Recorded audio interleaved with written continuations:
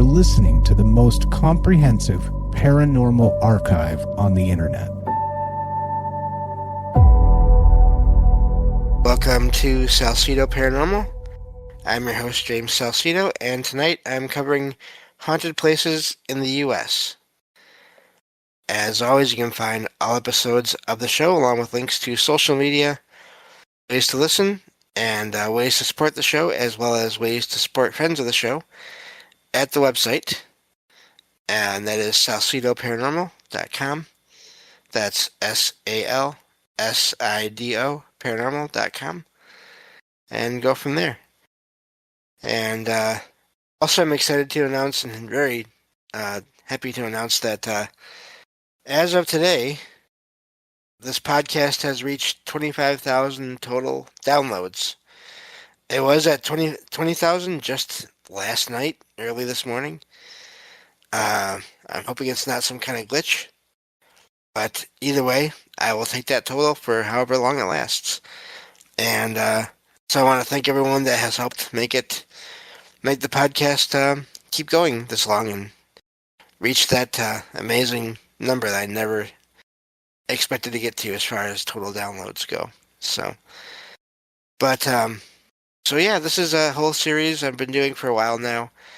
On just a handful of places, like 5 to 10 maybe, places in each of the states in the U.S., going in alphabetical order as far as the states go. A few things to keep in mind. The way this works is I find I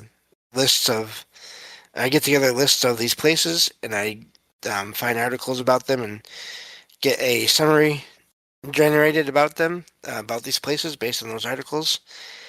And I share couple of those articles in every episode description for each location.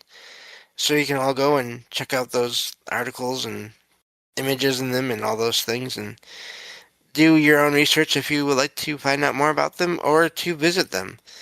Because information can change, situations can change. And so I'd always recommend making sure before you go to any place based on any article, you look up that location and find out if it is still okay to go and visit. Because some places change hands. They go from being public places to private residences. All kinds of situations can happen. And I never recommend trespassing for any reason. So, also I will probably mispronounce names of people and places, and I apologize for that. But I think that takes care of that, so we can get going in here. We're still in Nebraska. It's been a little while since I've done one of these, so I may be a little bit out of practice with it, but we'll get through it. And here we go. So this next location is it's called Ball Cemetery, Ball Cemetery. This is in Springfield, Nebraska. It's a private pioneer era burial ground that dates back to at least 1869, when the oldest known grave marker was reportedly placed there. It is also one of Nebraska's best known haunted cemeteries, with a reputation built from local lore, trespassing stories that were good, like I said earlier, and repeated paranormal claims. History. The cemetery began as a family burial ground for the Ball family and other early settlers in the area. Sources describe it as a small, rural, privately owned cemetery in Sarpy County near Springfield, with graves dating to the late 1800s. One historically notable burial often mentioned is William H. Lydiard, better known as Rattlesnake Pete, who reportedly worked with Buffalo Bill's Wild West show and is buried there. The site has also suffered from vandalism, unfortunately, and trespassing over the years, which has become part of its modern reputation. Excuse me. That's me bumping into things here. But haunting lore. The most repeated ghost story is that of a hostile male spirit said to wander the grounds after dark and sometimes attack visitors. That's lovely. Another famous figure is Mary Mumford, who is said to be buried there and whose ghost is reported to laugh, tug at clothing, and be heard in the trees or wind.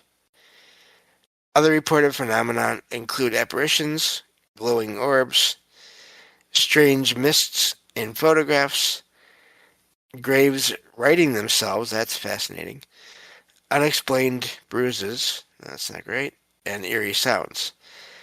Some paranormal accounts also mention a caretaker or nearby landowner who has protected the property from trespassers, adding to the cemetery's forbidding reputation. Why it became famous. Ball Cemetery's fame comes from a mix of old graveyard atmosphere, local ghost tales, and online paranormal coverage. It has been described in multiple haunted location lists and investigations, and even paranormal podcasts have featured it as a place with a long-running reputation for strange activity. So, and that's the end of that one. The trespassing and the vandalism is unfortunate, and I wonder if some of that activity of people being attacked, not that that's a good thing in any situation, or I mean, really, none of those things are good, but if some of that hostile energy is from someone or multiple people that are there that want to be left alone, that don't want to be disturbed, and they chase people away. And sometimes, unfortunately, again, like it mentioned, their bruises and things like that. That's not good, but I wonder how often that happens with these places. But yeah, so and there's going to be a show that we'll do one of these weekends here, couple of weekends, few weekends, something like that. That will be where Jen, my co-host, and I will be talking about cemeteries and graveyards, because I think it's a good topic to cover. It should be covered for all kinds of reasons, and so we'll go over that when we get there. This next location is the Bailey House Museum in Brownville. It is a historic Civil War era home that now serves as a museum operated by the Brownville Historical Society. It is also one of the town's better known haunted sites, with stories centered on Captain Benson M. Bailey and unexplained activity inside the house. History. The house was built by Captain Benson M. Bailey, a Civil War veteran, during Brownville's late 19th century period of prosperity. As the Missouri River shifted and threatened the original location, the house was taken apart in 1877 and moved, brick by brick, to its present site on Main Street. That's fascinating whenever that happens. I can't imagine doing that. The amount of just precision and all that I would think would have to take place in doing that, but maybe I'm wrong. Maybe it's easier than I feel like it would be. But anyway. Brownville itself was once a major river town and one of Nebraska's most prosperous early communities, which helps explain why the Bailey House became an important local landmark. Today, the museum displays artifacts from Brownville's early history and is part of the Brownville Historical Society's preservation work. Haunting. The main ghost story says the house is haunted, if I could talk, by Captain Bailey, and in some versions, also his wife, after both were allegedly poisoned by a jealous neighbor. Reports tied to the haunting include doors that will not stay closed, uh, and in some accounts, phantom piano music heard at night. That's always fascinating. I wonder if there's a piano in there or not. Either way, it's still an amazing thing to have happen like that. The haunting is presented more as local legend and visitor lore than as something officially verified, but it is strongly associated with the museum in both local history and regional ghost story coverage. Uh, Visiting. The museum is listed at, I think it was an address, but we don't need to get into that for an audio show here. You can find that in the sources. And it is generally open seasonally on weekends, with the Brownville Historical Society noting free admission and tour availability during its open season. Again, keep in mind, based on whatever these articles were that I'm using as sources, that could change. So do your own research as to whether or not it's still available to be visited today. Excuse me. So next location here, getting through these pretty quickly today, is called Devil's Canyon. It's located in a local, it is a local Nebraska ghost story site north of McCook. McCook, I'm not sure how you say that. MC, capital C, O-O-K. And the legend says a man nicknamed the Duke killed his wife and children. Note that does say legend. And, let me see here. So killed these people there more than 100 years ago, before dying as well. Reported hauntings center on his shadowy figure, along with car trouble, drained batteries, and other mechanical glitches. So we kind of just covered the legend. The summary goes over that again, but we don't really need to. So reported hauntings. Visitors and local ghost story listings describe a shadowy male apparition, unsettling tricks on travelers, and unexplained mechanical failures. Some anecdotal reports also mention phones losing charge, cameras stopping, or vehicles stalling in the area. The haunting story is presented online mainly as local folklore and user-submitted ghost lore rather than documented history. Oh yeah, because people are reporting things that can't be real. Anyway, that's my own bias there. But so the legend, the account should be treated as legend unless backed by local records. Hauntedplaces.org notes that the submissions are anecdotal and may be unverifiable. Anyway, the malfunctioning devices to me is always fascinating, because again, as I said before, you get that in both ghost, what appears to be ghost phenomenon, also in possible alien or UFO phenomenon. And it's especially interesting when there's no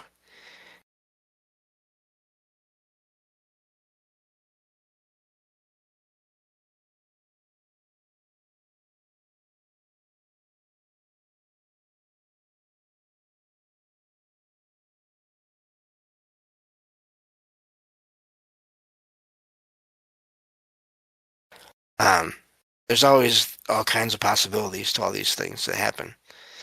So, I don't know. I'm hoping that legend is just that, just a legend. And I do think sometimes these legends get sort of not always necessarily made, but connections are made by people to what they have heard is real real life events, and these anomalous experiences when maybe um, we don't always have a way of knowing for sure if all these things are connected or not. So, but anyway, that's just my thought on that. Moving on to this next location here. This is uh, the Alliance Theater. Let's see here. I lost my spot. And okay, there we go. The Alliance Theater in Alliance, Nebraska, has a layered history. The building began as the Charter Hotel, that's fascinating, in 1903, later became the Imperial Theater and was officially renamed the Alliance Theater in 1937. So here you have, just a side note here, a place that was originally a hotel that became a theater, two common location types that seem to be magnets for paranormal activity. Sources also note that it was renovated over the years and even expanded by connecting to a neighboring building for more theater space. The haunting.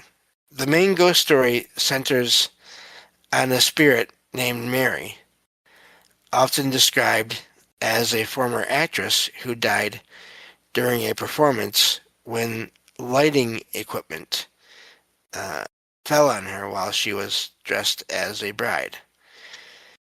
Reports about her include flickering lights, unexplained sounds, footsteps, shadowy figures, and items being moved or cleaned when no one is around.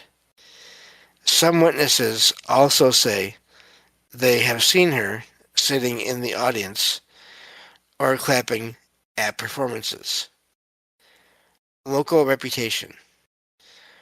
What makes the story interesting is that people connected to the theater often describe the activity as friendly rather than threatening. Gee, imagine that. Uh, the owner has reportedly said that if the theater is haunted, the ghosts are very friendly, and employees have said the unexplained events feel more like a presence than something malicious. A note on the legend. The Mary story sounds like a classic theater ghost tale, and at least one owner has suggested it may be a long circulated folklore pattern rather than a fully verified historical event. Even so, the legend has become part of the building's identity. I was going to say history, but it's identity. And the theater remains one of Alliance's best known haunted locations. And to me, that's fascinating because let's say that there is no evidence. Let's say that there wasn't ever a person named Mary there. There's still activity happening. So which came first?